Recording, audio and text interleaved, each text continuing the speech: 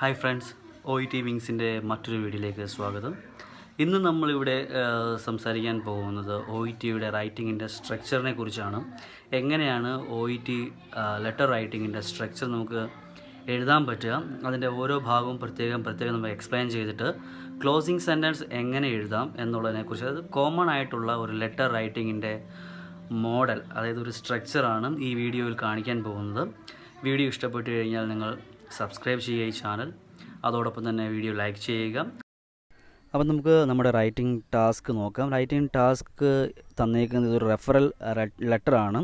ഒരു കാർഡിയോളജിസ്റ്റിന്, emergency department cardiologist doctor സ്മിത്തിന് വേണ്ടിയുള്ള referral ലെറ്ററാണ് നമ്മൾ എഴുതാൻ പോകുന്നത്. അപ്പോൾ അഡ്രസ്സ് നമുക്കിവിടെ ക്ലിയർ ആയിട്ട് തന്നിട്ടുണ്ട്, ഏത് അഡ്രസ്സിലോട്ടാണ് ഈ ലെറ്റർ എഴുതേണ്ടതെന്നുള്ളത്.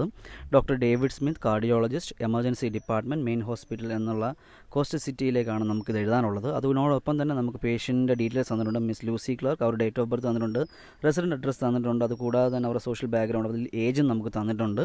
അപ്പോൾ നമുക്ക് ആവശ്യമായ ഇൻഫർമേഷൻ എല്ലാം കിട്ടിക്കഴിഞ്ഞ് നമ്മൾ ആർക്കാണോ ലെറ്റർ എഴുതുന്നത്, ആരെക്കുറിച്ചാണോ ലെറ്റർ എഴുതുന്നത്, ഇത് രണ്ടും നമുക്ക് ഇപ്പോൾ കിട്ടിക്കഴിഞ്ഞിരിക്കുകയാണ്. ഇനി അടുത്ത നമുക്ക് ലെറ്റർ എഴുതി തുടങ്ങാം. ലെറ്റർ എഴുതി തുടങ്ങുമ്പോൾ തന്നെ ഇടതുവശത്ത് മുകളിലായി ആദ്യമേ സ്റ്റാർട്ടിങ്ങിൽ തന്നെ നമുക്ക് എഴുതേണ്ട അഡ്രസ്സി ആരാണ് അവരുടെ പേര് എഴുതുകയാണ്. ഡോക്ടർ ഡേവിഡ് സ്മിത്ത് എന്നുള്ളത് നമ്മൾ എഴുതിയിരിക്കുന്നു. അത് കഴിഞ്ഞ് അദ്ദേഹം ഒരു കാർഡിയോളജിസ്റ്റാണ്, കാർഡിയോളജിസ്റ്റ്.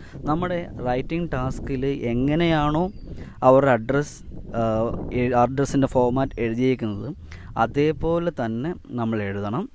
ഇപ്പോൾ എമർജൻസി ഡിപ്പാർട്ട്മെൻറ്റ് എന്ന് എഴുതുമ്പോൾ ഇയും ഡിയും ക്യാപിറ്റലാണ്, അത് അതുപോലെ തന്നെ എഴുതണം.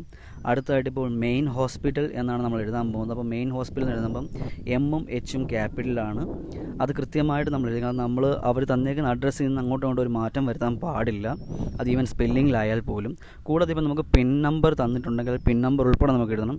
അതിനുശേഷം ഏറ്റവും ഇമ്പോർട്ടൻ്റ് ഉള്ള കാര്യമാണ്, നമ്മൾ എഴുതിയതിന് ശേഷം അഡ്രസ്സ് എഴുതിയതിന് ശേഷം ലാസ്റ്റ് ഫുൾ സ്റ്റോപ്പ് ഇടാൻ മറന്നു പോകരുത്. അത് കോമൺ ആയിട്ട് വരുന്നൊരു തെറ്റാണ്. അതിനുശേഷം നമ്മൾ ഡേറ്റ് എഴുതുകയാണ്. ഡേറ്റിൻ്റെ ഫോർമാറ്റ് എന്ന് പറഞ്ഞാൽ ഏറ്റവും കോമൺ ആയിട്ടും കുറച്ച് നല്ലതായിട്ടും തോന്നിയിരിക്കുന്ന ഒരു ഫോർമാറ്റ് എന്ന് പറഞ്ഞു കഴിഞ്ഞാൽ ഡേറ്റ് എഴുതി, മന്ത് എഴുതി, കോമ ഇട്ടിട്ട് ഇയർ എഴുതി ഫുൾ സ്റ്റോപ്പ് ചെയ്യുക എന്നുള്ളതാണ് ഏറ്റവും കോമൺ ആയിട്ടും നല്ലതായിട്ടും എനിക്ക് തോന്നിയിട്ടുള്ള ഒരു ലെറ്റർ ഫോർമാറ്റ്, ഒരു ഡേറ്റ് ഫോർമാറ്റ്.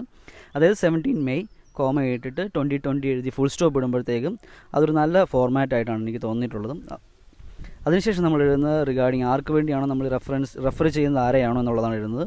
അതിന് 6 എഴുതി 2 ഫുൾ സ്റ്റോപ്പ് ഇട്ട ശേഷം നമ്മുടെ ഇവിടുത്തെ പേഷ്യൻ്റ് മിസ് ലൂസി ക്ലാർക്കാണ്.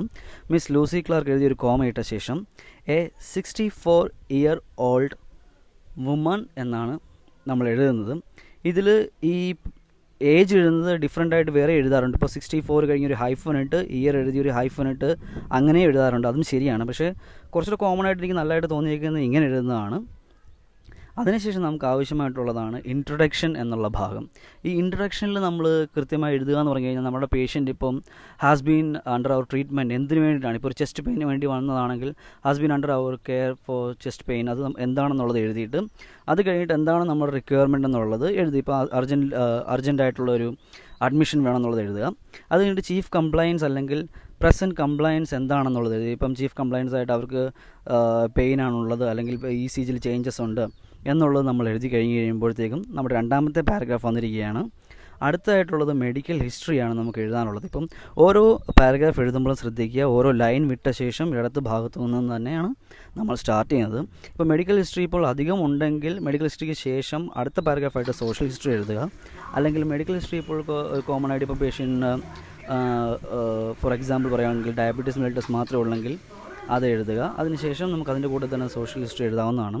ശേഷം നമ്മുടെ സർവീസ് റിക്വയർമെൻറ്റ്സ് ആണ് എഴുതാൻ പോകുന്നത്. സർവീസ് റിക്വയർഡ്, നമുക്ക് എന്താണ് സർവീസ് ആവശ്യമുള്ളത് എന്നുള്ളതിനെക്കുറിച്ചാണ് എഴുതുന്നത്.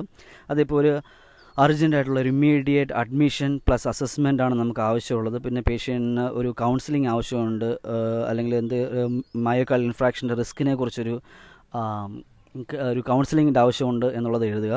അതാണ് നമ്മുടെ സർവീസ് എന്നുള്ളത്, അത് കൃത്യമായിട്ട് എഴുതുക. പിന്നെ ക്ലോസിംഗ് സെൻറ്റൻസ് എഴുതിയ ശേഷം യുവർ സിൻസിയർലി എഴുതുന്നു. യുവർ സിൻസിയർലി എഴുതുമ്പോൾ ശ്രദ്ധിക്കുക, യുവർ സിൻസിയർലി കഴിഞ്ഞിട്ട് കോമ ഇടാൻ മറന്നു പോകരുത്.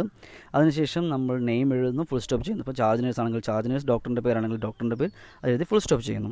ഇനി ഞാൻ പറയുകയാണെങ്കിൽ നേരത്തെ പറഞ്ഞ ഒരു ക്ലോസിംഗ് സെൻറ്റൻസ് ആണ് ഇപ്പോൾ എഴുതിക്കൊണ്ടിരിക്കുന്നത്. Should you require any further information, comma please do not hesitate to contact me എന്നുള്ളതാണ് നമ്മൾ കോമൺ ആയിട്ട് യൂസ് ചെയ്യുന്ന ഒരു ക്ലോസിംഗ് സെൻറ്റൻസ് ആണ്. ഇപ്പോൾ നമ്മുടെ അണ്ടർ ലെങ്തിൽ വരുന്ന ലെറ്റർ ആണെങ്കിൽ നമുക്ക് അവിടെ കുറച്ചുകൂടി ആഡ് ചെയ്യാവുന്നതാണ്. എങ്ങനെയെന്ന് വെച്ച് കഴിഞ്ഞാൽ should you require any further information regarding patient condition അല്ലെങ്കിൽ റിഗാർഡിങ് പേഷ്യൻ്റെ പേര് എഴുതിയിട്ട് ശേഷം കോമ ഇട്ടിട്ട് please do not hesitate to contact me എന്നെഴുതുന്നത് ഒരു നല്ല ഫോർമാറ്റാണ്. അപ്പോൾ ഇതാണ് നമ്മുടെ ലെറ്റർ റൈറ്റിങ്ങിൻ്റെ ഒരു കംപ്ലീറ്റ് ഫോർമാറ്റ് എന്നുള്ളത്. എല്ലാവർക്കും മനസ്സിലായി എന്ന് വിചാരിക്കുന്നു.